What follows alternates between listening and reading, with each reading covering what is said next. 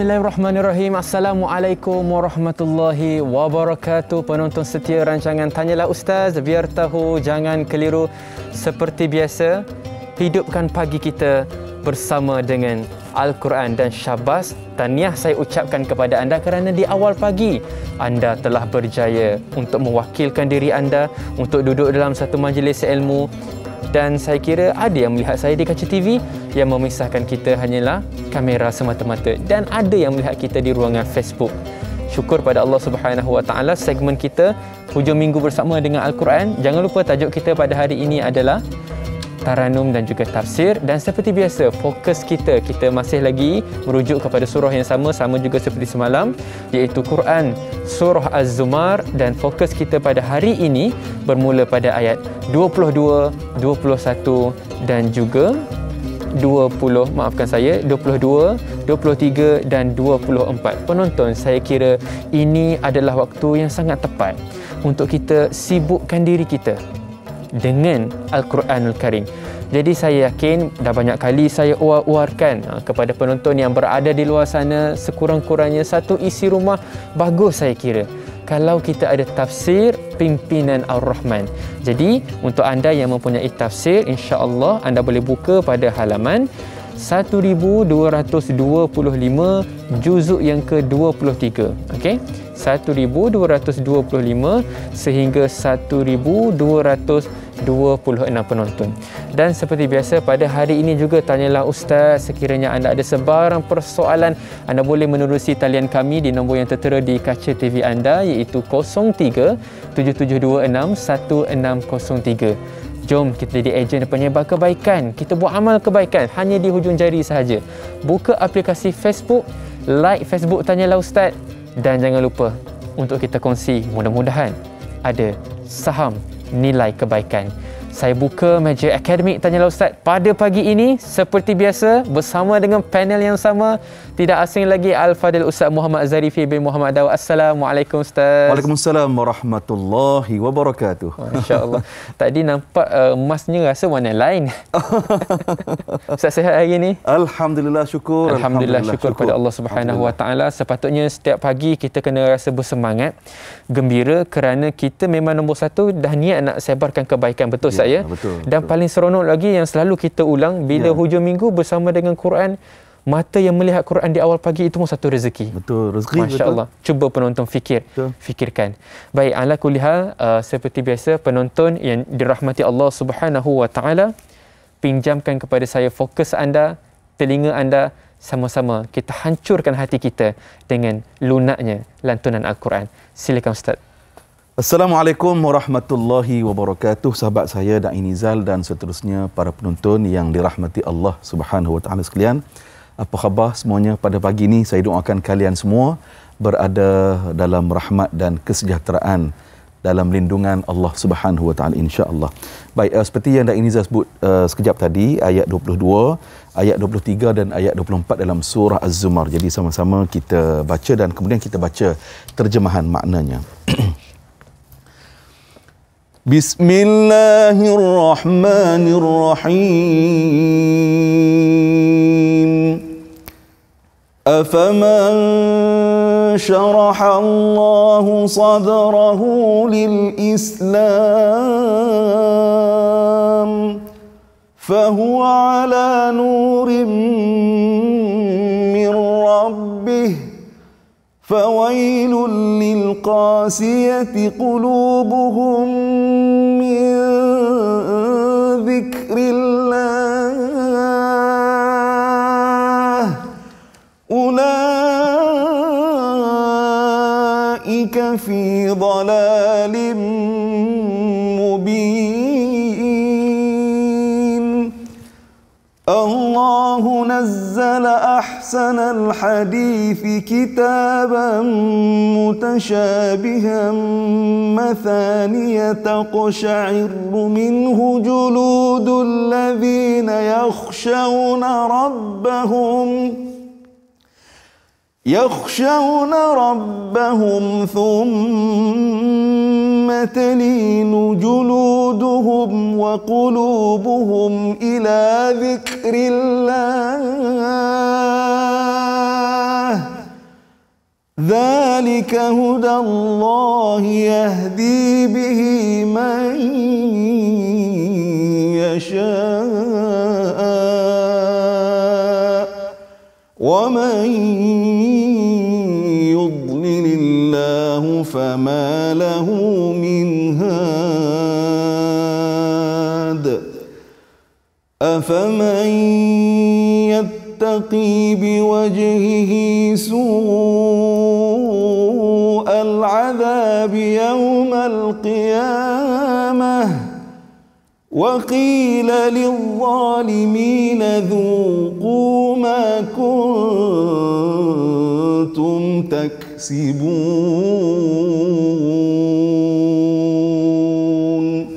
صدق الله العظيم. Terjemahannya ayat nombor 22 surah Az-Zumar. Jika demikian, adakah orang yang telah dilapangkan Allah dadanya untuk menerima Islam, lalu ia tetap berada dalam cahaya, iaitu hidayah petunjuk dari Tuhannya, sama seperti orang yang tertutup mata hatinya dengan selaput kederhakaan? Maka kecelakaan besarlah bagi orang-orang yang keras membatu hatinya daripada menerima peringatan yang diberi oleh Allah. Mereka yang demikian keadaannya adalah dalam kesesatan yang nyata. Ayat nombor 23 maksudnya, Allah telah menurunkan sebaik-baik perkataan, iaitu kitab suci Al-Quran yang bersamaan isi kandungannya antara satu dengan yang lain, iaitu tentang benarnya dan indahnya yang berulang-ulang keterangannya dengan berbagai cara, iaitu oleh kerana mendengarnya atau membacanya, kulit badan orang-orang yang takut kepada Tuhan mereka menjadi seram. Kemudian kulit badan mereka menjadi lembut serta tenang tenteram hati mereka menerima ajaran dan rahmat Allah. Kitab suci itulah hidayah petunjuk Allah. Allah memberi hidayah petunjuk dengan Al-Quran itu kepada sesiapa yang dikehendakinya.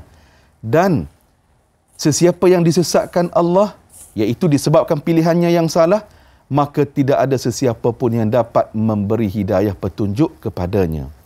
Ayat nombor 24 maksudnya, maka adakah orang yang menahan dengan mukanya akan azab yang buruk pada hari kiamat, yakni sama seperti orang yang terselamat, dan pada saat itu dikatakan kepada orang-orang yang zalim itu, rasalah balasan apa yang kamu usahakan dahulu. Maha benar kata Allah Subhanahu wa taala. Dan ini Zal. Alhamdulillah, syukur pada Allah Subhanahu wa taala. Demikian adalah kita katakan tafsiran mengenai ayat yang ke-22, 23 dan juga 24. Jadi kita mohon kepada Al-Fadhil Ustaz untuk menghuraikan kepada kita semua dan juga penonton apakah yang dimaksudkan dengan intisari ayat kandungan bermula dengan ayat 22 ini. Sama-sama kita tadabbur. Boleh Ustaz? InsyaAllah. Boleh, insya-Allah. Baik, para penonton yang dirahmati Allah Subhanahu wa taala sekalian. Allah Subhanahu wa taala membangkitkan para rasul, mengutuskan para rasul untuk memberikan peringatan dan juga memberikan nasihat tazkirah kepada umatnya. Walaqad ba'athna fi kulli ummatin rasulan an ya'budullaha wajtanibut taghut. Sesungguhnya Allah Subhanahu wa taala telah membangkitkan rasul-rasulnya untuk memberikan apa? Yang pertama, mengajak manusia untuk mentauhidkan Allah. Dan juga yang kedua, wajtanibut taghut, mengelakkan diri daripada mengikut jalan-jalan taghut. Apa maksud taghut di dalam ayat ini? Mengikut jalan syaitan, mengikut jalan berhala ataupun mensyirikkan Allah Subhanahu wa taala. Jadi Allah Taala mengutuskan para rasul untuk memberikan nasihat dan juga inzar kepada setiap orang yang berada di atas dunia ini. Baik, kerana itu tuan-tuan yang dirahmati Allah Subhanahu wa taala sekalian, kita lihat semula dalam surah Az-Zumar ini, temanya Az-Zumar itu maksudnya para rombongan, kan? Kita sebut di awal dahulu kenapa surah ini dinamakan dengan nama Az-Zumar. Ia ada kaitan pada ayat nombor 71 dan 73. Bagaimana ayat nombor 71 dan 73 ini Allah memberikan bandingan, ada satu gerombolan ataupun satu puak manusia yang masuk ke dalam syurga.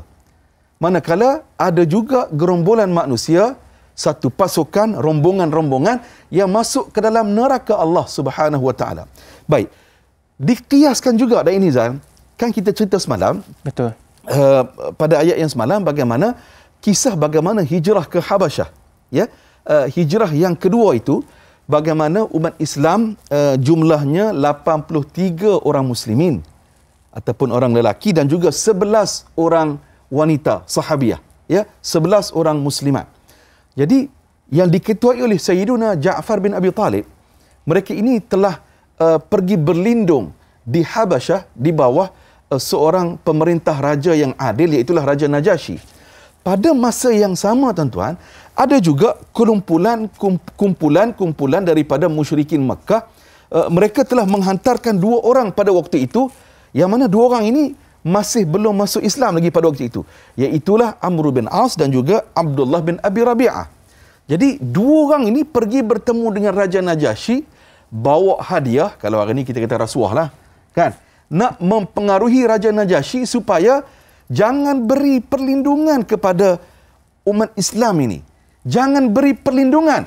Dimomok-momokkan, dibuat berita yang tak betul. Bagaimana 2 orang ini menyatakan 83 orang muslimin dan 11 orang wanita ini, mereka ini membawa ajaran agama baru. Mereka meninggalkan ajaran agama nenek moyang mereka. Jadi kamu jangan bagi perlindungan kepada mereka. Para penonton yang dirahmati Allah, apa yang berlaku? Raja Najasyi dia kata apa? Biar aku siasat dulu. Kenyataan yang kamu sebut ni betul ataupun tidak. Biar aku siasat dulu. Jadi Raja Najasyi panggil ketua ataupun juru cakap, spokesperson bagi umat Islam ini, iaitulah Ja'far bin Abi Talib. Jadi Ja'far bin Abi Talib pun bagi tahu, dahulu kami zaman jahiliyah, ya, menyembah berhala, apalagi jahiliyah dahulu memutuskan silaturahim, bergaduh dengan jiran tetangga, menindas orang susah, menzalimi, buat zalim kepada orang yang berada dalam kesempitan. Jadi itu pada waktu jahiliyah. Tetapi apabila datangnya diutuskan baginda sallallahu alaihi wasallam, kami beriman kepada Allah, kami beriman kepada Rasulullah. Kemudian kami ikut akhlak yang diajarkan oleh Rasulullah sallallahu alaihi wasallam. Buat baik dengan orang, jangan zalimi orang, jangan tindas orang.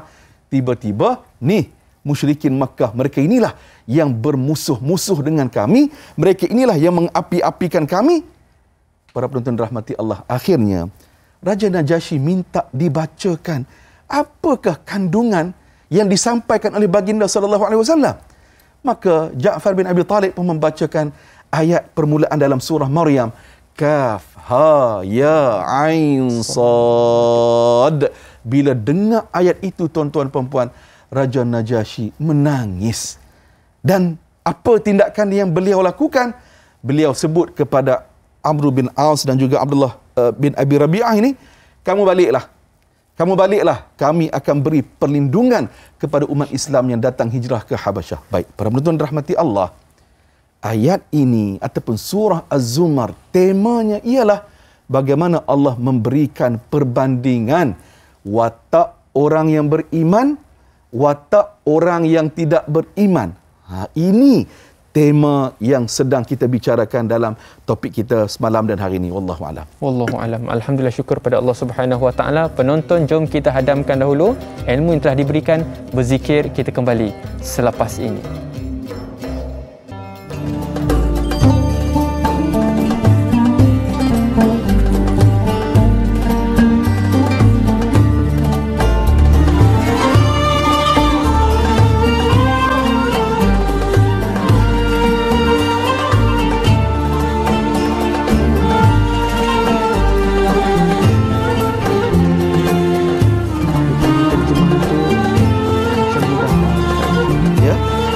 Dia macam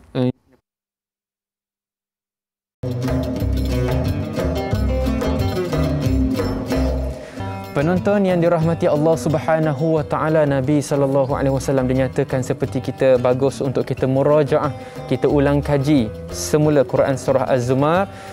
Bilakah? Semalam kita ada bincangkan Nabi sallallahu alaihi wasallam ada dinyatakan kepada kita tidak tidur, melainkan Nabi SAW membaca 2 surah.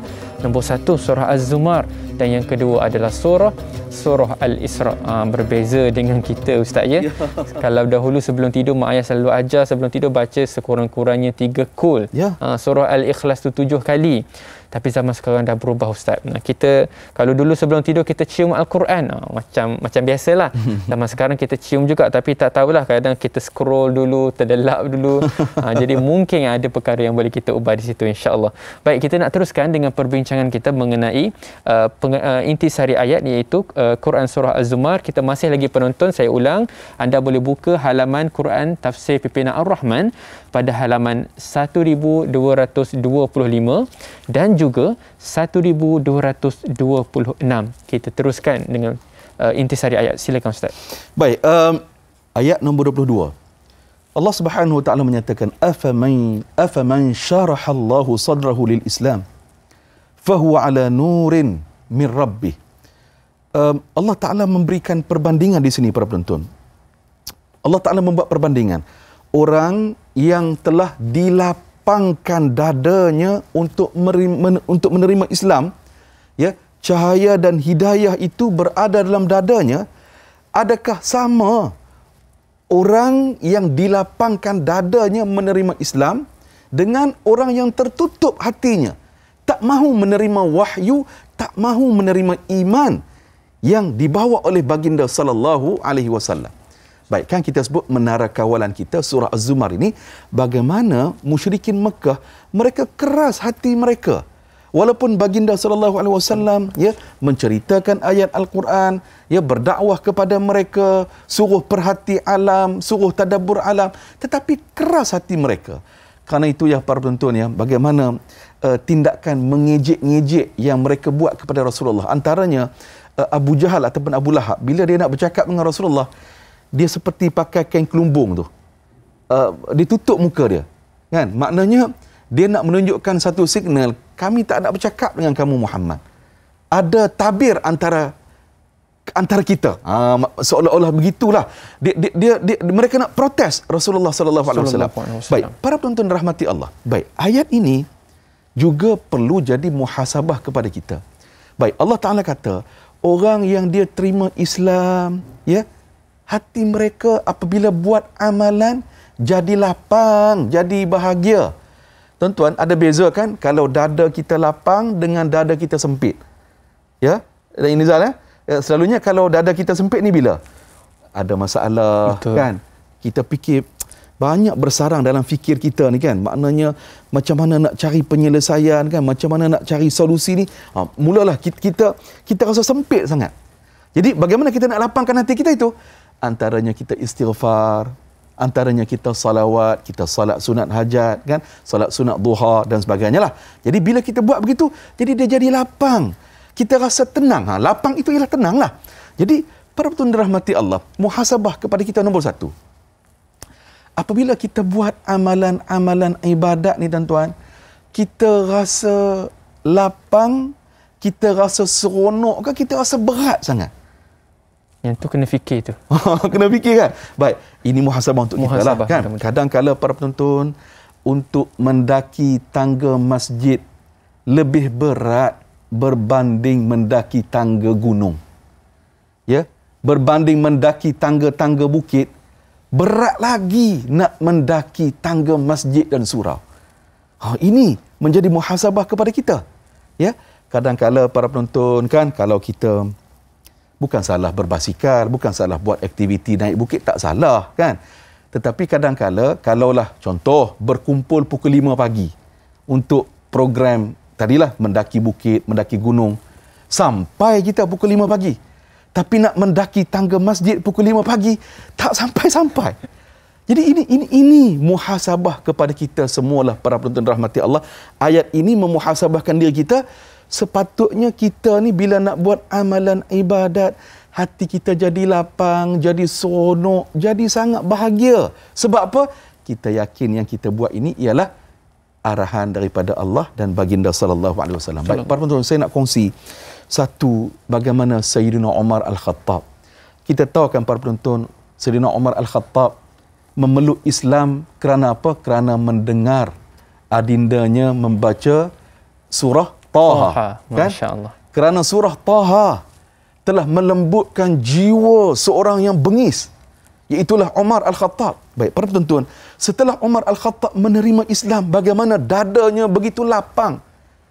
Para penonton, ketika mana Umar Al-Khattab beliau membaca dan mendengar surah At-Tur, ya, apabila beliau membaca surah At-Tur, ayat nombor 1 daripada awal dia baca Bismillahirrahmanirrahim, Wat-Tur wa kitabim mastur fi raqqim mansyur. Para penonton rahmati Allah, apabila masuk ayat nombor 7 dan nombor 8 surah At-Tur, inna azab rabbika lawaqi', sesungguhnya azab Tuhanmu tetap berlaku, malahu min dafi', tidak ada sesiapa pun yang dapat menolaknya.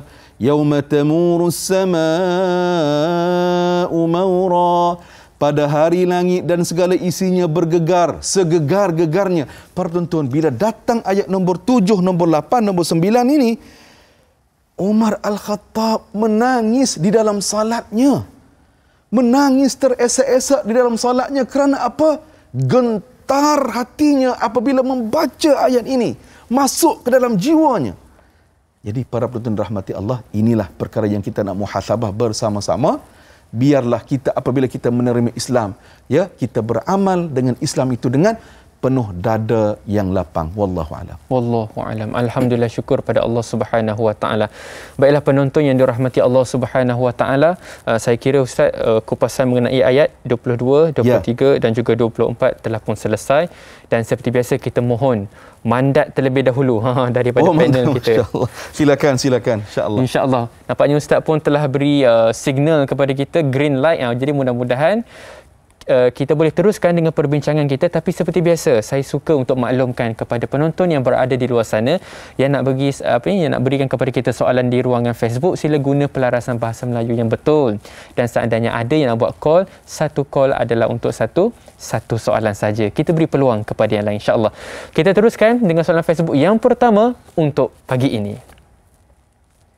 Soalan daripada saudara Asyai merujuk kepada ayat yang ke-22. Apakah maksud dilapangkan dadanya oleh Allah Subhanahu wa taala? Dan apakah maksud di sebalik perkataan Islam pada ayat tersebut? Silakan Ustaz. Baik, terima kasih kepada sahabat kita Al-Syal yang bertanya. Baik, para penonton, dalam surah Az-Zumar ayat yang kita bacakan tadi, iaitu pada ayat nombor 22 yang diajukan soalan oleh sahabat kita, Al-Quran, para penonton, ada kalanya ia ditafsirkan oleh ayat Al-Quran yang lain. Contoh, surah Az-Zumar ayat nombor 22 ini, perinciannya juga para ulama tafsir kata, ia ditafsirkan oleh ayat yang lain. Itulah surah Al-An'am ayat 125. Surah Al-An'am ayat 125. Baik, apa ayat tersebut? فَمَنْ يُرِدِ اللَّهُ أَنْ يَهْدِيَهُ يَشْرَحْ صَدْرَهُ لِلْإِسْلَامِ. Maka sesiapa yang Allah kehendaki untuk memberi hidayah petunjuk kepadanya, nescaya ia melapangkan dadanya. Apa maksud lapang dadanya? Allah membuka pintu hatinya untuk menerima Islam. Itu maksudnya. Maknanya, orang yang dilapangkan dadanya oleh Allah, ayat nombor 22, surah Az-Zumar tadi, perinciannya dalam surah Al-An'am yang menyatakan, apabila Allah nak memberikan hidayah kepada seseorang itu, maka Allah akan melapangkan hatinya, buka pintu hatinya untuk terima Islam. Itu maksudnya. Kemudian diperincikan juga pada ayat yang sama, wa man yurid an yudillahu yaj'al sadrahu dayyiqan harajan ka'annama yas'adu fis sama'. Baik. Allah Ta'ala menyatakan sesiapa yang Allah kehendaki untuk menyesatkannya, setelah didatangkan bukti-bukti ayat Al-Quran, didatangkan bukti penciptaan Allah, pentadbiran Allah, Allah Ta'ala suruh lihat alam, lihat diri sendiri, tetapi hati itu kerah juga, tak nak terima hidayah Islam, Maka Allah Ta'ala kata apa? Allah yaj'al sadrahu dayiqan. Ni, dadanya tadi ni akan menjadi sempit, sesempit-sempitnya. Tak terbuka pintu hati dia. Tak terbuka pintu hatinya. Tuan-tuan, ni dalam surah Al-An'am 125 ni, Allah Ta'ala bagi contoh lagi nak bagi kita faham. Hati yang sempit, hati yang sesak, hati yang ditutup pintu hati ni, Allah berikan gambaran ka'annama yassa'adu fis sama'. Iaitulah contohnya seolah-olah orang itu mendaki naik ke langit. Maknanya kalau kita naik ke langit, makin kita berada di tinggi di puncak awan, lelah kita, Ustaz. Ya kan? Masya-Allah. Kan? Dan terjemahan fis sama' ini juga ada ulama terjemahkan naik bukit. Jadi bila kita makin berada di aras tinggi, ketinggian bukit, dada kita makin memerlukan oksigen, kan? Betul. Makin sempit, makin penat, makin penat. Jadi begitulah gambaran bila Allah Ta'ala tutup pintu hati orang itu. Begitulah keadaannya, dia tidak dapat menerima hidayah. Wallahu a'lam. Semakin keras hati kita, maka semakin sempit hati kita, terasa kaku di sisi Allah Subhanahu wa taala. Penonton renungkan, kita kembali selepas ini.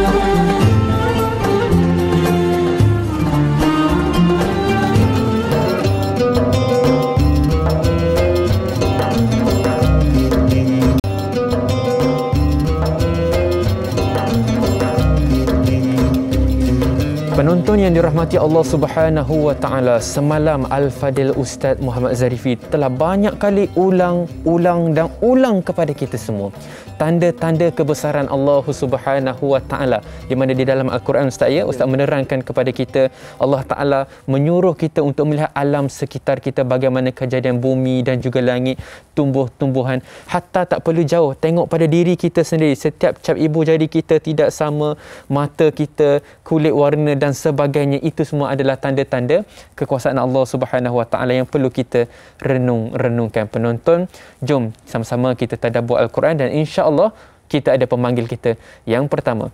Assalamualaikum warahmatullahi wabarakatuh. Puan Nurini Abdul Latif. Ya, saya Nurini Abdul Latif. Waalaikumsalam. Saya Nurini Abdul Latif daripada Buntung, Ipoh, Perak. Masya-Allah, silakan puan. Nak baca Ustaz dan Dai. Saya cuba, ya. Insya-Allah, sila. A'udzu billahi minasy syaithanir rajim. Saya nak baca ayat 23, ya, Ustaz. Bismillahirrahmanirrahim. Allahu nazzala ahsanal hadisi kitaban mutasyabihan masani. Kitaban mutasyabihan masaniya takhsha'irru minhu juludul ladzina yakhshawna rabbahum summa talinu juluduhum wa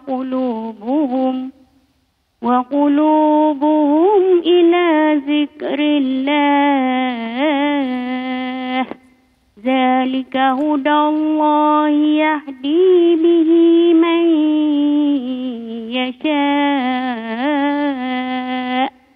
wa man yudlilillahu fama lahu min had.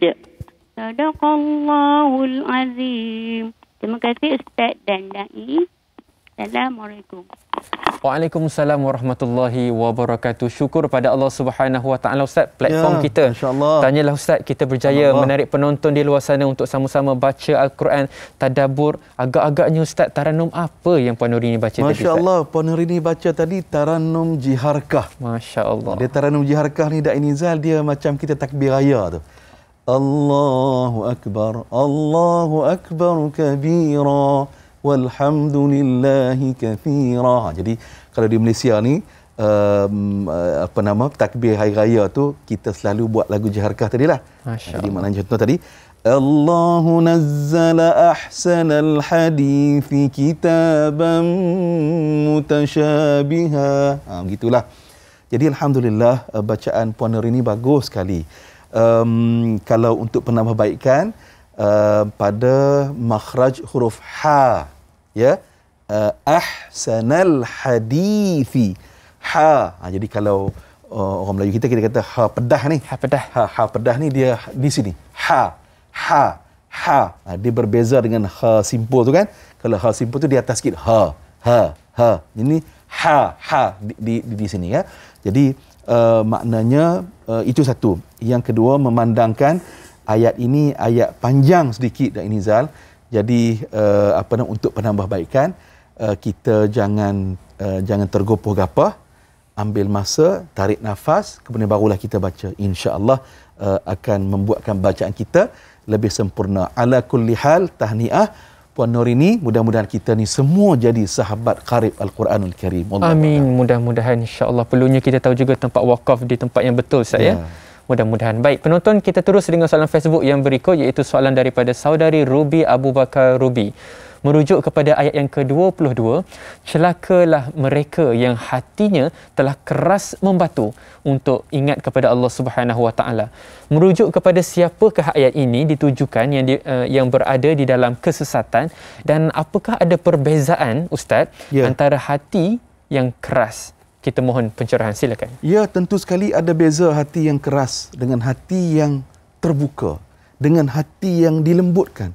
Karena itu para penonton, berpandu pada soalan Puan Ruby tadi, pada ayat nombor 22 ini, Allah Subhanahu Wa Taala memberikan satu amaran, perkataan wailun, fawailun. Perkataan wailun itu fawailul lil qasiyati qulubuhum min dzikrillah. Perkataan wailun itu, para ulama nombor satu, mereka menyatakan itu maksud amaran keras daripada Allah. Celakalah. Celakalah, bahanalah orang yang ada sifat di dalam ayat itu. Satu. Yang kedua, pandangan kedua, wail ini para ulama kata merupakan satu lembah dalam neraka Jahannam. Maknanya ini satu amaran yang sangat keras daripada Allah. Nama wailun itu sendiri. Ya, jadi ini pandangan yang kedua. Satu lembah dalam neraka Jahannam. Baik, jadi para penonton, dalam ayat ini Allah Ta'ala mengatakan, celakalah bagi orang yang mana tertutup pintu hatinya daripada mengingati Allah. Jadi perkataan min zikrillah dalam ayat ini bukan sekadar maksud kita zikir. Sebut subhanallah, walhamdulillah, wallahu akbar. Bukan sekadar itu, tetapi lebih besar daripada itu, iaitulah taat kepada Allah. Taat kepada Allah. Jadi para penonton rahmati Allah, bila baca ayat ini kita pun jadi gerun, tuan-tuan. Gerun tu kerana apa? Kita ni jadi orang yang taat kepada Allah? Adakah kita ini sekadar namanya Islam, sekadar namanya Muhammad Zarifi, kita amal ataupun tidak dengan ajaran yang Allah Subhanahu Wa Taala minta kita buat? Contoh, saya sebagai seorang ayah, saya sebagai seorang suami, adakah saya melaksanakan tanggungjawab saya sebagai seorang ayah, sebagai seorang suami? Contoh pagi tadi, ya, anak isteri kita sembahyang subuh ke tidak? Kita sebagai seorang ketua keluarga, seorang ayah, ingat Allah Ta'ala sebut, ya ayyuhallazina amanu qu anfusakum wa ahlikum nara. Wahai orang beriman, jaga diri kamu, jaga diri ahli keluarga kamu daripada masuk ke dalam neraka Allah. Jadi ini satu persoalan yang sangat besar, tuan-tuan. Kita ini hidup penuh dengan tanggungjawab. Tanggung di dunia, jawab di hari akhirat. Wallahu a'lam. Mudah-mudahan satu renungan. Baiklah, kita teruskan dengan pemanggil yang seterusnya. Bismillahirrahmanirrahim. Assalamualaikum Tuan Ismail Maisa. Waalaikumsalam warahmatullahi wabarakatuh, Da'i dan juga Ustaz. Silakan Tuan. Okey, sebelum saya nak ajukan soalan, saya nak baca satu ayat saya. InsyaAllah. Ayat 22, insyaAllah. Sila.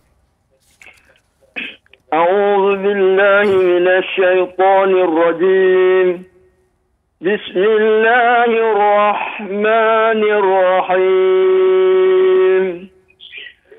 أفمن شرع الله صدره للإسلام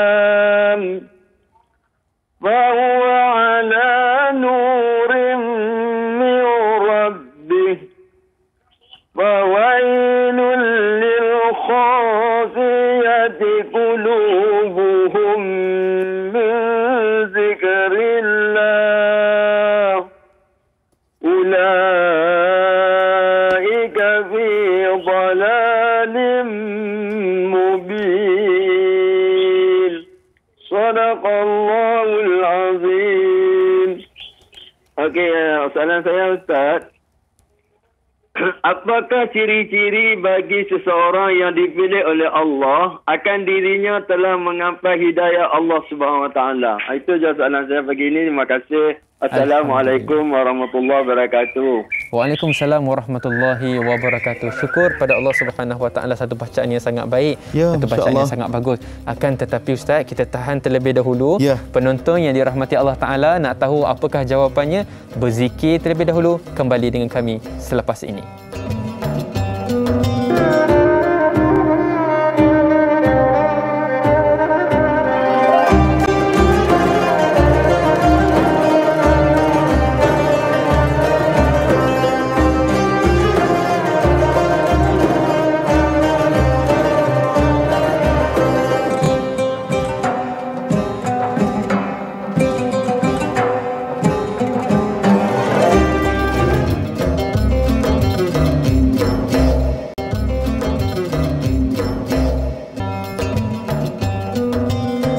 Penonton yang dirahmati Allah Subhanahu Wa Taala, semalam panel kita Ustaz Muhammad Zarifi ada nyatakan kepada kita, hidayah ini adalah satu perkara yang sangat berharga, sangat mahal harganya. Kalau kita dapat segina itu daripada Allah Subhanahu Wa Taala, jangan sesekali kita siakan. Baik, kita rujuk semula kepada soalan pemanggil kita sebentar sahaja tadi. Apakah ciri-ciri Ustaz? Apakah ciri-ciri orang yang nak diberikan hidayah oleh Allah Subhanahu Wa Taala? Silakan. Baik. Allahumma salli ala sayyidina Muhammad wa ala ali sayyidina Muhammad. Terima kasih Tuan Haji yang bertanya. Yang diberikan petunjuk hidayah daripada Allah ini, antara tanda-tandanya ulama kata, kita ini sentiasa cenderung untuk melakukan amal-amal soleh. Ini yang antara ulama pesankan kepada kita. Maknanya kita ni secara kita ni sentiasa cenderung. Cenderung ni maknanya seronok, ya, sentiasa mencari ruang-ruang kebaikan untuk kita lakukan dalam hidup kita 24 jam. Kerana itu para penonton, jangan tinggal doa ini tuan-tuan, ya. Nabi ajar kepada kita, Allahumma a'inni ala dhikrika wa syukrika wa husni ibadatik. Ya Allah, bantulah aku untuk mengingati kamu, ya Allah. Ya Allah, bantulah aku, ya Allah, untuk aku bersyukur kepada kamu, ya Allah. Dan ya Allah, tolonglah, perelokkanlah amalan ibadat aku, ya Allah. Lagi, doa Al-Quran, Allah Ta'ala sendiri mengajarkan kita, Rabbana la tuzigh qulubana ba'da idh hadaitana wa hab lana min ladunka rahmah. Ya Allah, janganlah engkau bolak-balikkan hati kami. Janganlah engkau pusing hati kami, ya Allah, setelah engkau memberikan hidayah kepada kami, ya Allah. Kerana apa para penonton? Hidayah itu sangat penting dalam hidup kita. Baik, satu cerita tuan-tuan. Cerita ini disandarkan kepada Abdullah ibn Al-Mubarak. Abdullah ibn Al-Mubarak ni para penonton, dia seorang ahli ilmuwan. Pada masa yang sama Allah Ta'ala bagi kelebihan kepada dia. Dia ini orang yang ada duit, orang hartawan lah, dan ini orang yang ada duit. Baik, para penonton, saya nak cerita tadi, cenderung untuk melakukan kebaikan. Satu hari para penonton, beliau membaca ayat di dalam surah Al-Hadid ayat nombor 16. Alam ya'ni lilladzina amanu an takhsha'a qulubuhum li dzikrillah. Belum sampaikah lagi masanya bagi orang-orang yang beriman untuk khusyuk hati mereka, untuk mematuhi segala kebenaran Al-Quran, segala peringatan daripada Allah. Para penonton, Abdullah ibn Al-Mubarak bila baca ayat ini, dia rasa terpukul sungguh. terpukul sungguh dia rasa. Seolah-olah ayat ini seperti gunung besar yang menghempap kepalanya. Oh, ini beza orang terdahulu membaca Al-Quran dengan saya dan kita semua. Orang dahulu baca Quran, mereka memandang ayat Al-Quran itu Allah bercakap dengan mereka. Teguran-teguran itu macam gunung besar yang menghempap kepala mereka. Tetapi kita hari ini bila baca Quran mungkin seperti nyamuk sajalah yang hinggap di atas hidung kita, hilang gatal itu, lupalah kita nyamuk tadi ni. Baik, para penonton, Abdullah ibn Al-Mubarak satu hari dia dalam perjalanan untuk tunai haji di Mekah. Dan dia daripada Baghdad, dia berhenti di Baghdad seketika. Apabila dia berhenti di kota Baghdad itu, tiba-tiba para penonton, apa yang berlaku?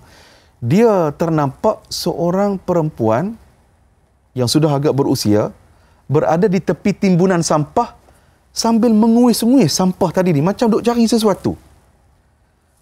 Para penonton, Abdullah ibn Al-Mubarak bila lihat begitu, dia mendekati wanita tersebut. Ringkas cerita, rupa-rupanya wanita tadi ni cari makanan. Anak dia lama dah tak makan, tak ada makanan. Akhirnya dia jumpa bangkai itik. Jumpa bangkai, dia cabut bulu bangkai itik tadi ni. Jadi Abdullah ibn Al-Mubarak tanya, kamu nak buat apa ni, puan? Dia kata, kami nak makanlah sebab anak-anak tak ada makanan. Abdullah ibn Al-Mubarak kata, kamu tak tahu ke kita tak boleh makan bangkai? Para penonton, wanita itu kata, nak buat macam mana? Tak ada makanan. Kami tak ada makanan. Para penonton, Abdullah ibn Al-Mubarak seorang ilmuwan yang beramal dengan agama. Dia lihat wanita tadi ni, dia tersentuh hatinya. Dia tersentuh, bukan setakat tersentuh, tapi dia ambil tindakan. Dia buat tindakan. Bagaimana? Para penonton, diriwayatkan, beliau telah batalkan perjalanannya untuk tunai haji sebab tahun tersebut, haji bagi dirinya hukumnya sunat. Sebab yang wajib, yang kali pertama tu dia dah buat dah sebelum ni. Jadi dia batalkan hasrat dia untuk tunai haji, dan akhirnya para penonton, apa yang dia buat? Dia telah memberikan 1,000 dinar. Ya, dia berikan 1,000 dinar kepada wanita tersebut untuk digunakan untuk anak-anak dan keperluan keluarganya tadi. 1,000 dinar dia bagi. Cuba kalau duit Malaysia RM berapa, saya rasa dekat-dekat 1 juta. Maknanya tengok, kan? Dia memandang duitnya itu tadi bukan untuk kepentingan diri, tetapi duit yang banyak yang Allah Ta'ala bagi itu merupakan ruang dan peluang untuk bantu orang susah, orang yang memerlukan. Jadi inilah yang kita sebut sebagai dilemparkan perasaan kepada kita cenderung untuk melakukan amalan-amalan ketaatan. Bila boleh buat amalan ketaatan, rasa lapang jiwa. Ini yang kita nak. Wallahu a'lam. Berapa ramai antara kita yang melakukan pekerjaan di sana, amalan ibadah di Baitullah, akan tetapi jiran tetangganya masih lagi dalam dunia kelaparan. Baik, kita teruskan dengan soalan Facebook untuk pagi ini. Soalan daripada saudara Johari Hasna. Bagaimanakah kesan dalam kehidupan bagi golongan yang keras hatinya dan berada dalam kesesatan? Seperti mana yang terdapat di dalam ayat yang ke-22 surah Az-Zumar. Kita mohon pencerahan. Silakan Ustaz. Baik, para penonton yang dirahmati Allah Ta'ala sekalian, di dalam ayat ini tentang bagaimana musyrikin Mekah. Mereka menolak Islam, mereka menolak Rasulullah sallallahu alaihi wasallam. Bukan setakat ditolak, mereka mengancam, mengugut bunuh kepada Rasulullah. Mereka nak bunuh Rasulullah.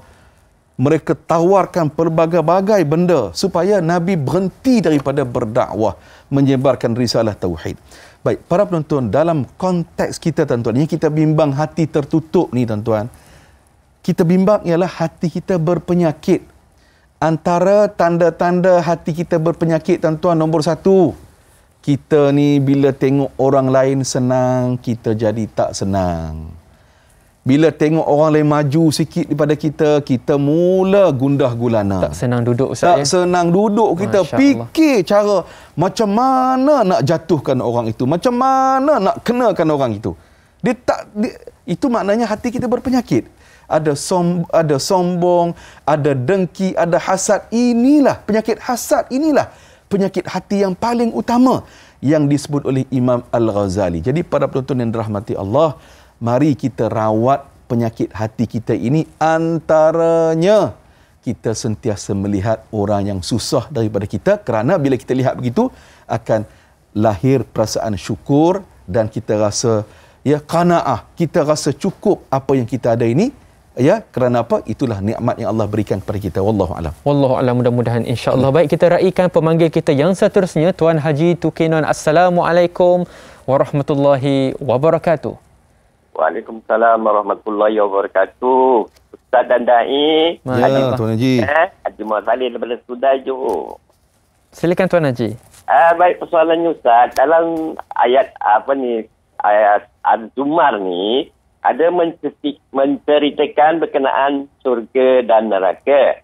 Jadi saya nak minta pandangan Ustaz. Bila kata Allah Ta'ala dah bagi hidayah, dimasukkan dalam surga. Kemudian dalam surga ceritanya lain tak ada. Dia kata, tajri min tahyal anhar. Maknanya ada sungai. Jadi nak minta pandangan Ustaz. Dalam surga ada sungai. Kalau dalam neraka tu api saja ke ataupun ada juga sungai yang mengatakan seperti dalam ayat Az-Zumar itu ya. Saja soalannya ya. Ustaz begini. Terima kasih. Assalamualaikum. Waalaikumsalam warahmatullahi wabarakatuh. Satu soalan yang sangat baik daripada pemanggil kita perihal berkaitan dengan neraka dan juga syurga Allah Subhanahu Wa Taala. Silakan Ustaz. Baik, terima kasih Tuan Haji Tukinon ni bertanya soalan sangat baik. Dalam neraka Allah Ta'ala menggambarkan ahli-ahli neraka akan minumannya ialah darah, nanah. Itu. Ya, itu yang menjadi hidangan kepada ahli neraka. Dan tentu sekali lah tidak ada satu pemandangan yang baik pun dalam neraka. Sebaliknya yang menakutkan. Ya, contohnya dalam Al-Quran Allah Taala menyatakan api neraka itu bertempik-tempik. Ya, api neraka itu bertempik-tempik. Semalam kita sebut bagaimana baginda sallallahu alaihi wasallam dalam hadis. Nabi kata api dunia ni barulah 1/70 dan api akhirat itu 69 kali ganda sakitnya daripada api dunia pada hari ini. Para penonton yang dirahmati Allah, makanan ahli neraka bagaimana? Buah yang berduri, kalau mudah fahamnya macam durian lah. Bukan isi durian. Bukan isi dengan elok-elok. Kulit durian tu. Masya-Allah. Kan, kulit durian yang berduri-duri, yang itulah yang menjadi hidangan ahli neraka. Allah, ini satu benda yang sangat menakutkan kita. Jadi kerana itulah para penonton rahmati Allah, Al-Quran Allah Ta'ala peringatkan kepada kita banyak kali, acap kali, diulang. Supaya apa? Kita ni jadi ulul albab. Ya, bukan Ahmad Albab kan? Ulul generasi albab. Yang berfikir. Generasi yang berfikir. Tetapi bijak ya Tan Sri almarhum Tan Sri P. Ramlee, bagaimana kisah-kisah beliau itu, masya-Allah kan? Di filem ataupun difilmkan dah berpuluh tahun. Betul. Tapi realiti masyarakat sebiji macam yang difilmkan dahulu, masya-Allah. Ini seniman negara yang kita berikan penghargaan. Baik, para penonton yang dirahmati Allah Subhanahu Wa Taala sekalian, maka dengan sebab itulah ya, marilah kita mengikut jalan yang telah ditinggalkan oleh tentunya para sahabat yang dididik oleh baginda sallallahu alaihi wasallam. Karena itu para penonton, untuk memberikan motivasi kepada kita untuk jadi orang yang baik. Ya, antaranya baginda sallallahu alaihi wasallam menyatakan kepada kita, syurga itu ada 8 pintu kesemuanya. Ya, di hari akhirat nanti kita semua akan dipanggil. Ya, yang pertama Allah memanggil orang yang menjaga salat. Pintu salat. Ya, pintu salat. Jadi jaga betul-betul salat fardu kita, tambah pula dengan salat-salat sunnah yang lain, salat sunat yang lain. Ya, salat sunat rawatib dan sebagainya itu jaga betul-betul. Satu. Yang kedua, pintu jihad. Ya. Karena itu yang bertugas menjaga keselamatan negara, yang bertugas di perbatasan negara. Ya, ini juga merupakan tugas agama. Ya. Tuan-tuan, puan-puan yang bertugas sebagai anggota keselamatan kan, waktu kita tidur lena kan, Dain Nizal, masya-Allah, anggota keselamatan mereka berjaga malam, tak tidur malam. Jadi ini juga merupakan peluang untuk kita masuk syurga Allah. Niatkan kerja kita itu lillahi ta'ala. 2. Yang ketiga, pintu sedekah. Ya, pintu sedekah. Yang keempat, pintu orang yang berpuasa.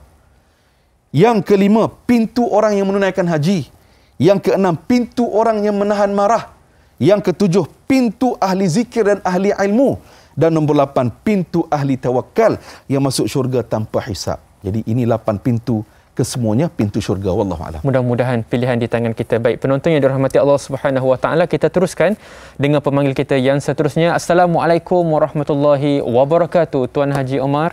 Ya, Waalaikumsalam warahmatullahi wabarakatuh. Dan Nizal dan Ustaz Muhammad Zarifi Muhammad Daud. Ya, saya Umar Abdul Majid dari Felda Cini Timur 3, Pekan Pahang. Assalamualaikum Ustaz dan Dai. Waalaikumsalam warahmatullahi wabarakatuh. Ya, soalan saya begini Ustaz. Kita dah faham dah Ustaz bagaimana ayat yang ke-22 ini, surah Az-Zumar ini. Allah dah membezakan antara orang yang lapang dadanya dengan yang sesak dadanya, atau lapang pemikiran, sesak pemikiran ini Ustaz. Jadi soalan saya begini Ustaz, kita faham, kita bukan tak tahu. Kadang-kadang kita baca Al-Quran, kita tak faham arti maksud sebenar. Sebab itu kita tak dapat mempraktikkan dalam kehidupan kita Ustaz. Ini masalah besarnya. Dan kadang-kadang kita membaca, bukan tak baca Quran. Betul. Tapi kita tak mengambil intifati sebenar ayat. Itu yang jadi masalah. Soalan saya, kadang-kadang kita dah nak ikut, ada saja halangan dan rintangannya. Macam-macam sekarang di zaman yang serba moden ini, Ustaz. Jadi soalan saya, bagaimanakah apa yang dikatakan, boleh kita, tip-tip yang boleh kita ikuti, yang kita faham. Yang fahamlah, yang tak faham tu lagilah susahnya.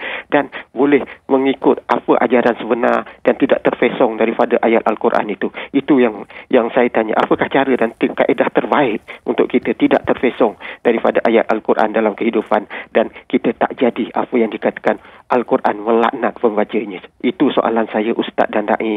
Terima kasih banyak Ustaz dan Da'i. Assalamualaikum. Waalaikumsalam warahmatullahi wabarakatuh. Kita mohon pencerahan daripada Ustaz. Silakan. Terima kasih Tuan Haji Omar. Para penonton sekalian, kita ni manusia memanglah tak terlepas daripada kesalahan dan kealpaan. Kita memang selalu lupa. Jadi kerana itulah kita sentiasa perlu diperingatkan, perlu dinasihatkan, tentunya dengan Al-Quran dan hadis-hadis baginda sallallahu alaihi wasallam. Baik, para penonton yang dirahmati Allah. Kerana itu Islam ni ajar kepada kita, agama suka kita buat satu-satu amalan walaupun kecil tetapi berterusan. Jadi para penonton, kita boleh muhasabahlah pada diri saya dan kita semualah pada pagi ni. Apa amalan-amalan yang kecil, yang sedikit tetapi dia melekat dengan kita? Ini muhasabah kita bersama. Ya, satu. Yang kedua para penonton, apabila kita sebut tadabbur Al-Quran, tadabbur ini yang pertama kita baca. Yang kedua, kita memahami maknanya, kena tengok terjemahan. Kemudian kita mesti mengetahui apa konteks, apa huraian ayat tersebut. Itulah kita sebut tafsir. Okey, 3. Yang keempat, apa dia? Kita refleksi. Kita muhasabah. Contoh, kita baca 3 ayat pada pagi ni para penonton, kita muhasabah ayat ini, kita bawa masuk dalam hati kita. Dan yang terakhir, kita bawa ayat-ayat tersebut masuk dalam amalan kita. Iaitu tahap-tahap bila sebut sebagai tadabbur. Contoh tuan-tuan ya, kita baca ayat Al-Quran, wa qada rabbuka alla ta'budu illa iyyah wa bil walidaini ihsana. Ayat itu membawa erti Allah Ta'ala perintahkan kepada kita semua untuk mentauhidkan Allah. Jangan syirikkan Allah dan kita menjaga ataupun kita hormat, taat kepada ibu bapa. Baik, kita ambil hak nombor 2 tadi tuan-tuan. Taat dan hormat pada ibu bapa. Baik, bagi anak-anak yang menonton sekarang ini, mari kita jadi anak-anak yang saleh. Saya nak bawa satu kisah, bagaimana seorang tabi'in yang bernama Iyas bin Muawiyah. Iyas bin Muawiyah. Ya, kita sambung lepas ya. Mudah-mudahan insya-Allah penonton yang dirahmati Allah Subhanahu wa taala, untuk kita tahu apakah kisah perihal yang berkaitan dengan anak yang soleh ini, saya nak maklum terlebih dahulu kita nak melabuhkan tirai di TV3 dan kita ada siaran tambahan selama 30 minit di TV9. Terus kekal setia bersama dengan kami, kita ikuti apakah kisah seorang anak yang soleh kembali selepas ini.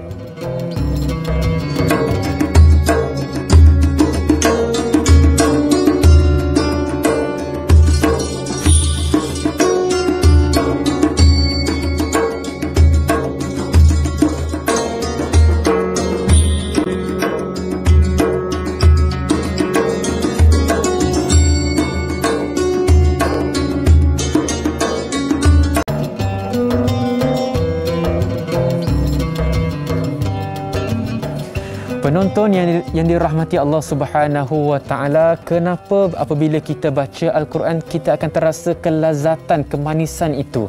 Kerana kita dengar lantunan, sifat, bunyi, huruf, makhraj itu sendiri. Akan tetapi lebih seronok, lebih lazat, akan ada pemahaman seandainya kita memahami intisari ayat tersebut. Jadi Al-Quran ni banyak cerita sebenarnya Ustaz kan? Ya, betul. Cerita-cerita yang menginspirasikan kepada kita semua. Jadi kita nak berbalik semula kepada kisah ataupun cerita berkaitan dengan anak soleh. Silakan Ustaz. Baik, terima kasih Da'i Nizal dan para penonton rahmati Allah. Allahumma salli ala Sayyidina Muhammad wa ala ali Sayyidina Muhammad. Baik, kita sambung cerita seorang tabi'in yang bernama Iyas bin Muawiyah. Baik, para penonton, apabila dalam riwayat menyatakan apabila meninggal dunia salah seorang kedua ibu bapanya, bila salah seorang meninggal, dia menangis sungguh-sungguh. Iyas bin Muawiyah ini, dia menangis sungguh-sungguh. Jadi sahabat-sahabat dia tanya kepada dia, kamu apabila meninggal ibu dan ayah ini, kenapa kamu menangis sebegini rupa? Maknanya teruk kamu menangis ini, kenapa?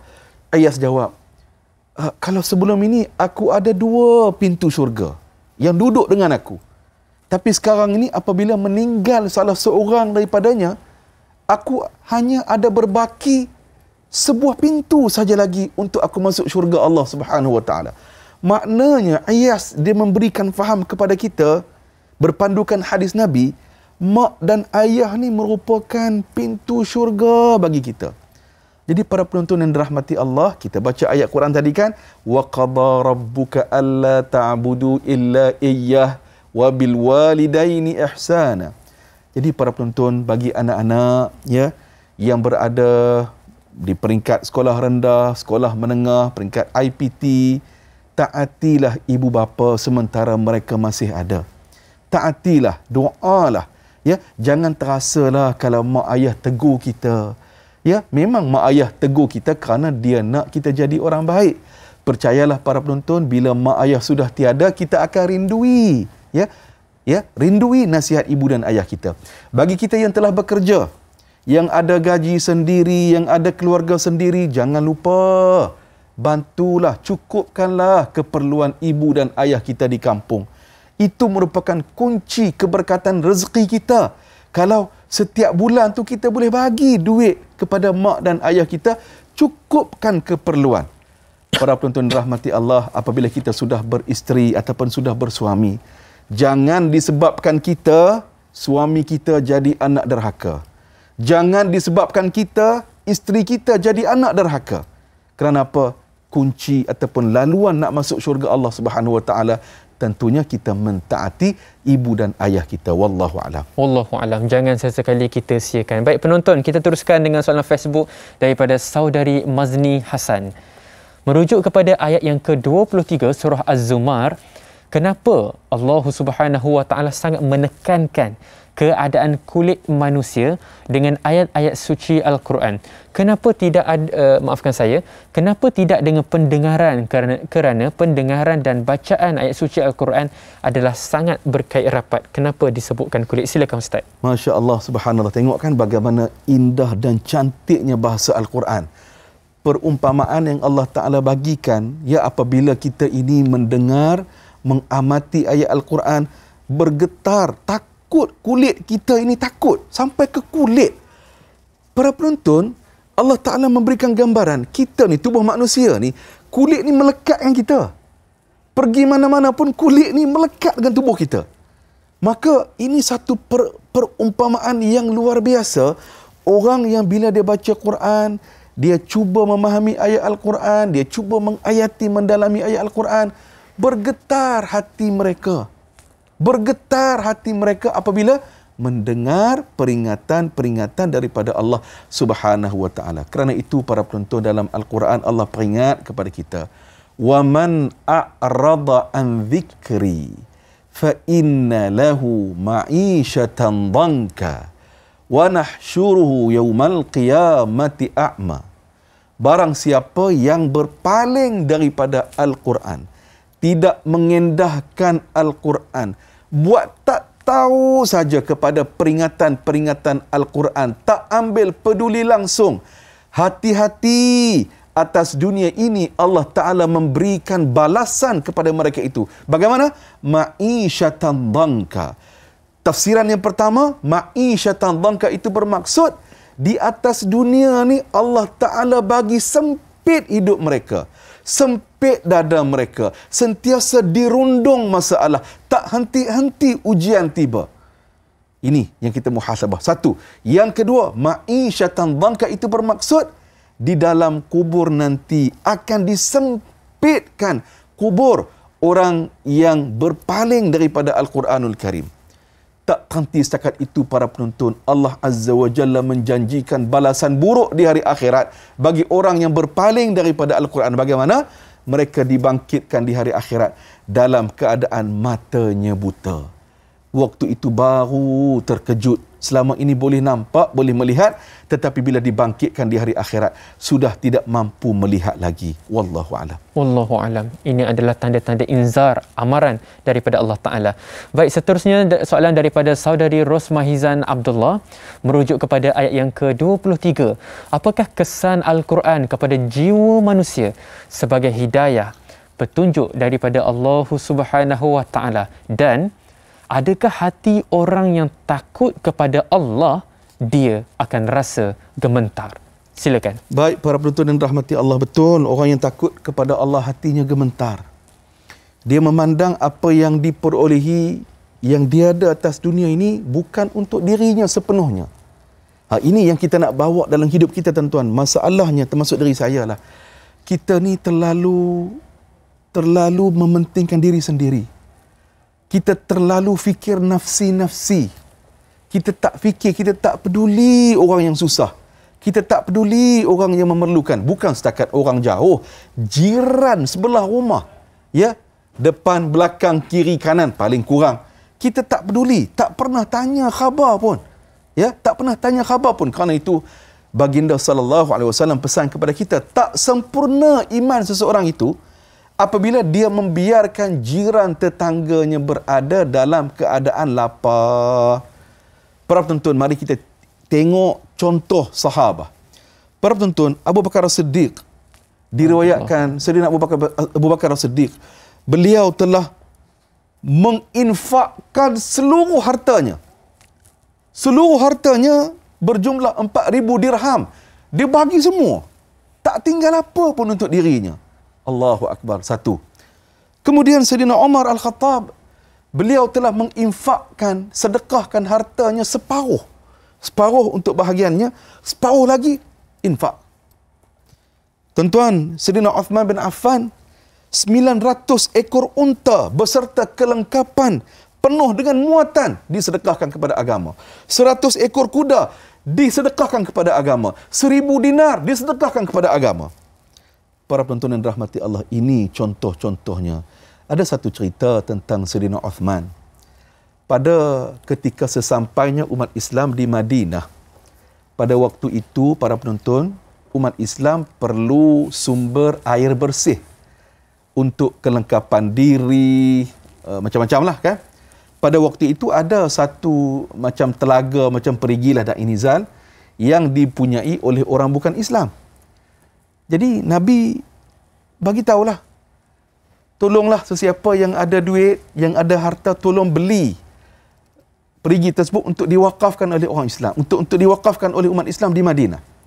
Jadi apa yang berlaku,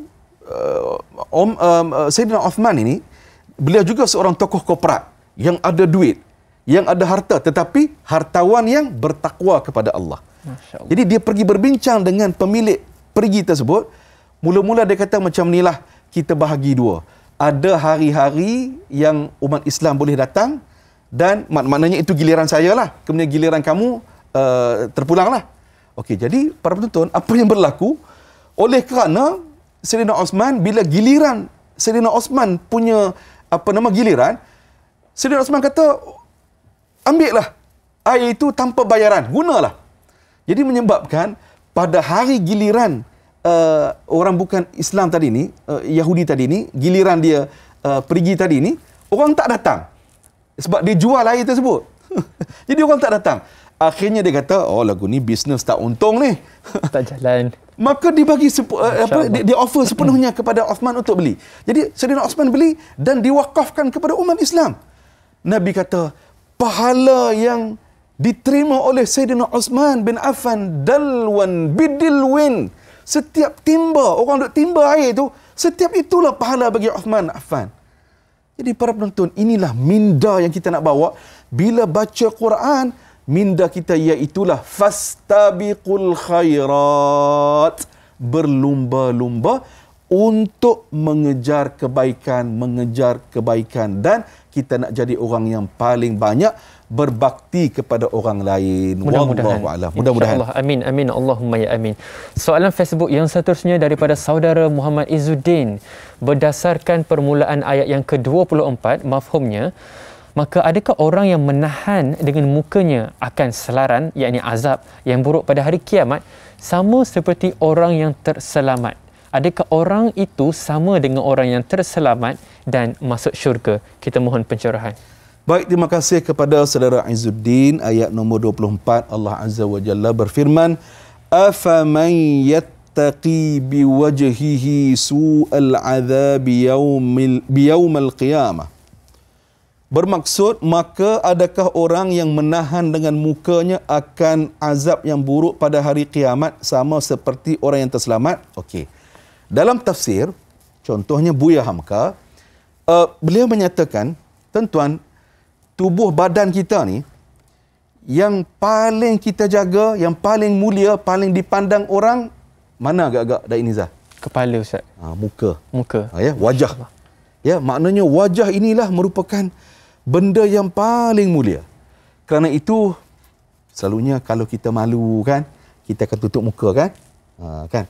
Jadi, apa yang berlaku tuan-tuan, di hari akhirat nanti, orang yang mensyirikkan Allah, orang yang tidak mahu beriman kepada Allah, orang yang tidak beriman kepada tauhid, apabila mereka dihukum di hari akhirat nanti, mereka rasa malu. Tetapi pada waktu itu, tangan-tangan mereka telah digari. Mereka tak mampu untuk menutup wajah yang malu itu. Maknanya pada hari akhirat, itulah balasan yang akan menimpa kepada orang yang mensyirikkan Allah, orang yang tidak beriman kepada Allah. Jadi, waqila lil-zalimin dhuqu ma kuntum taksibun. Pada saat itu Allah Ta'ala mengatakan, akan dikatakan kepada mereka itu disebut sebagai orang yang zalim. Sebab apa mereka zalim? Atas dunia ni mereka syirikkan Allah.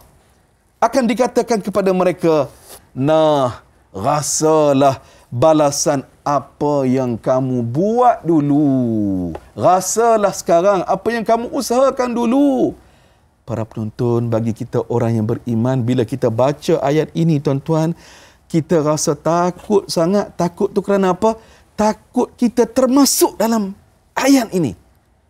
Inilah Al-Quran yang memberikan pedoman dan inzar, peringatan kepada kita semua. Wallahu alam. Wallahu alam. Alhamdulillah, syukur pada Allah Subhanahu wa taala. Penonton yang dirahmati Allah Subhanahu wa taala, kita nak tawakuf seketika, jom berzikir kembali selepas Subhanallah. ini. Alhamdulillah. Alhamdulillah.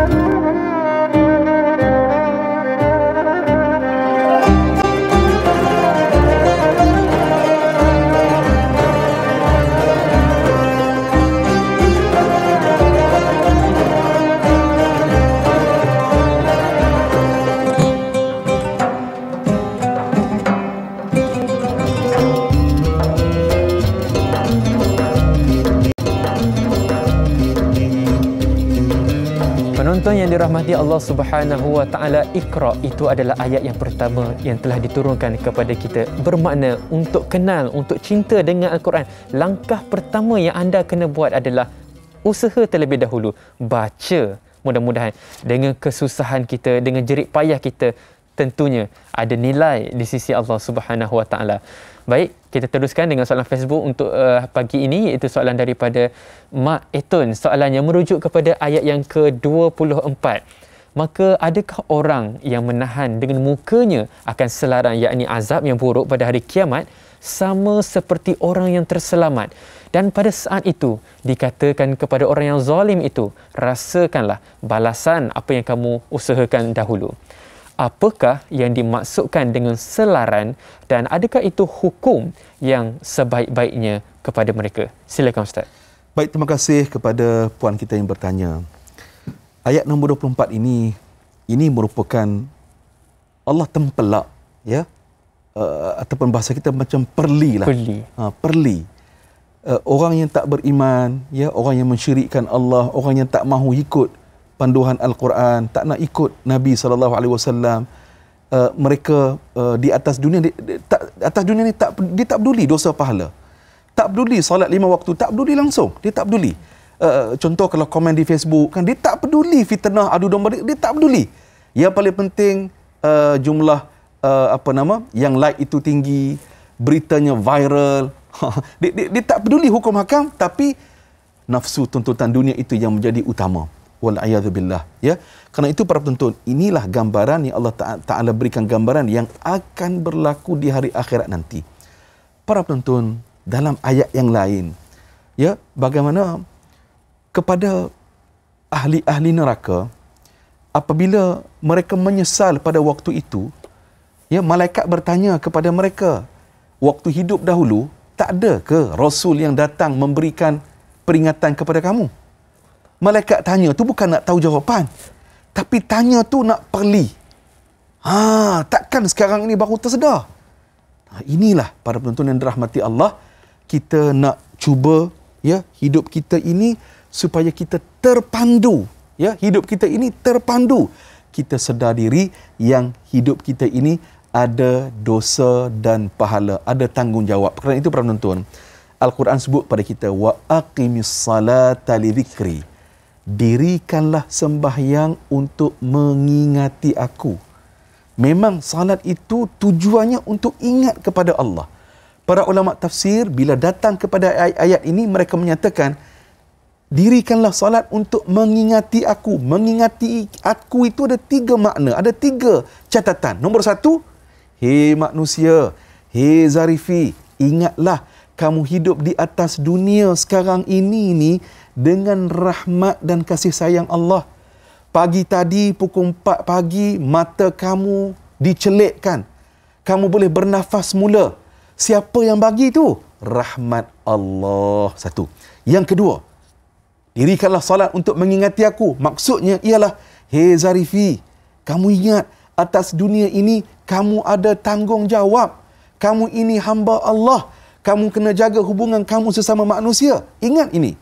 Dan nombor 3, ingatlah Zarifi, apabila kamu meninggal kelak, kamu dibangkitkan semula, apa yang kamu buat di atas dunia ini 24 jam 7 hari seminggu, semuanya akan diaudit oleh Allah Subhanahu Wa Taala. Para penonton, 5 waktu salat sehari semalam paling kurang kita diperingatkan dengan 3 perkara yang utama ini. Kerana itulah para penonton, ya, Sayyidina Umar Al-Khattab sebagai contoh dan Inizal kan, dalam riwayat pernah sebut beliau membaca surah Al-Baqarah berbelas-belas tahun. Masya Allah. Nak habiskan 286 ayat itu berbelas-belas tahun.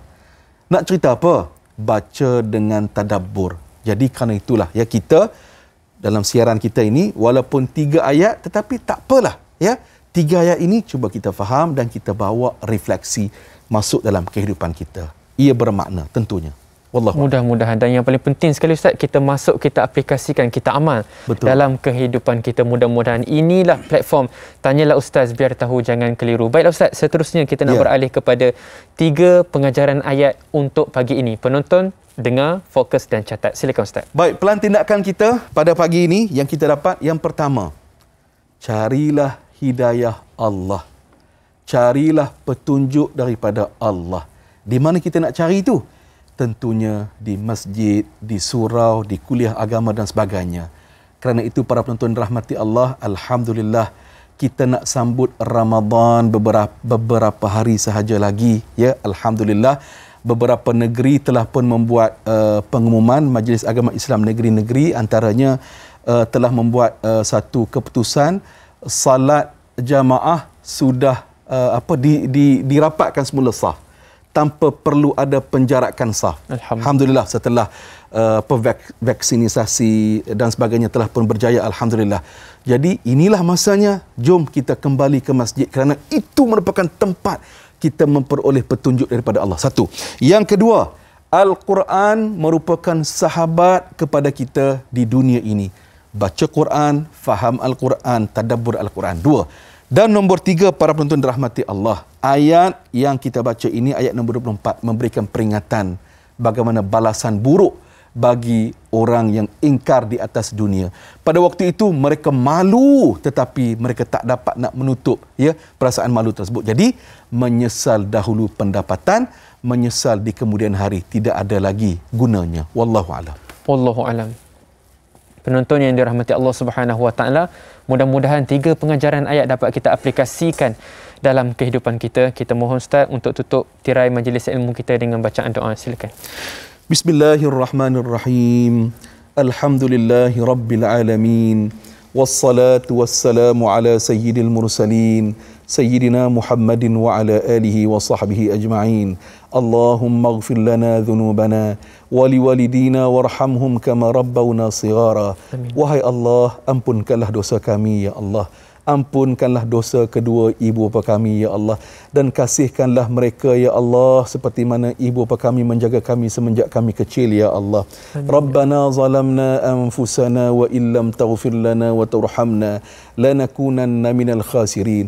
Wahai Allah, pada saat ini ada penonton kami yang sedang berada dalam kesusahan. Engkau lapangkanlah hati mereka ya Allah. Berikanlah jalan keluar terhadap masalah yang dihadapinya ya Allah. Ya Allah, ada ketika ini sahabat penonton kami yang sedang diuji dengan sakit ya Allah. Engkau berikanlah kesembuhan kepada mereka ya Allah. Ya Allah, ya Rahman ya Rahim, ada di kalangan penonton kami pada hari ini ya Allah, mereka gembira di atas nikmat yang Engkau berikan kepada mereka. Syukur alhamdulillah ya Allah. Mudah-mudahan ya Allah Engkau tambahkan lagi nikmat kepada penonton-penonton kami ya Allah. Wahai Allah, kami bersyukur ya Allah di atas nikmat-Mu ya Allah. Kami dapat berhimpun, dapat menuntut ilmu saban hari, saban minggu ya Allah.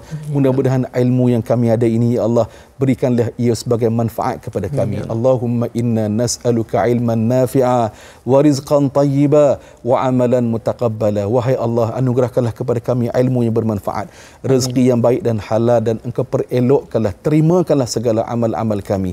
Rabbana atina fid dunya hasanah wa fil akhirati hasanah wa qina adzabannar. Wa sallallahu ala sayyidina Muhammad walhamdulillahi rabbil alamin.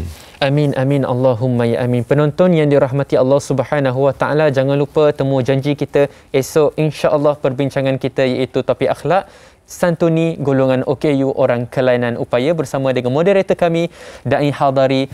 Panel undangan adalah Ustaz Ahmad Husni Abdul Rahman, dan insya-Allah seperti biasa penonton yang dirahmati Allah Subhanahu Wa Taala, kita tangguh terlebih dahulu pengajian ilmu kita pada pagi ini dengan tasbih kafarah. Subhanakallah. Asyhadu an la ilaha illa anta astaghfiruka wa atubu ilaik. Wal 'asina al-insana lafi illa alladziina. Penonton yang dirahmati Allah Subhanahu Wa Taala, lidah kita ringan, akan tetapi cuba kita fikir dosa apakah yang membuatkan kita berat untuk membaca ayat suci Al-Quran. Saya Da'i Nizar dan juga panel kita Al-Fadhil Ustaz Muhammad Zarifi. Sekian, Assalamualaikum warahmatullahi wabarakatuh. Waalaikumsalam.